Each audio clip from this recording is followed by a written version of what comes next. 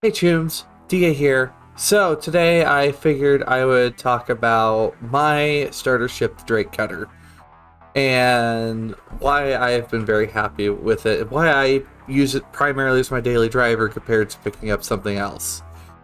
So the Drake Cutter, or simply known as the Cutter, made by Drake Interplanetary, is their offering of a starter ship. For starts right out the gate, it looks like a Winnebago. Space RV is another thing it's known as.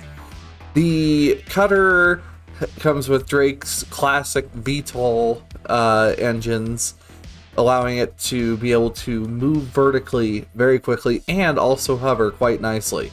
Plenty of room here in the back, despite the very small cargo grid that only holds up to 4 SCU normally. You could fit a lot more boxes back here, especially if you watch my streams. You can even fit small vehicles in there and also hover bikes. The Cutter, from what I have found, is durable and reliable in most situations outside of combat. Though, in the case of combat, it does come with two size 2 Badger laser repeaters right out the gate, and also a missile rack that holds 4 size 1 missiles. Or you can change it out to carry 2 size 2 missiles. The Cutter has a large spotlight that's mounted on the front of the ship, and plenty of lights to keep your ship visible even in the darkest nights. It has a 3-foot landing setup, so do be careful where you land so that way you don't accidentally tip your ship over. And on the inside, though mine is slightly modified, it comes with a civilian power plant, a civilian shield generator, and a civilian cooler, 4 starts. And you can always upgrade those for better parts and pieces like I have. But also on top of that, it comes with a competition quantum drive, which makes getting up and going very, very speedy. Also on top of that, it comes with a relay for fuses. And if I had to guess, you can at least safely put 11 SCU here in the back, 12 if someone else is loading it for you.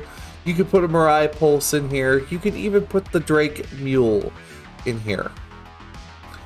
Coming inside, we also have a small habitation area that is vacuum safe.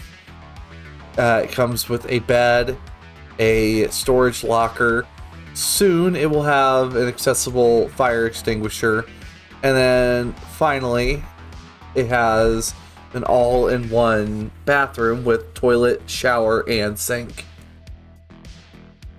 And finally, in the cockpit, we have a weapons rack that allows you to hold 2 pistols, a standard size shoulder arm, and also down here at the bottom, a tool down here as well.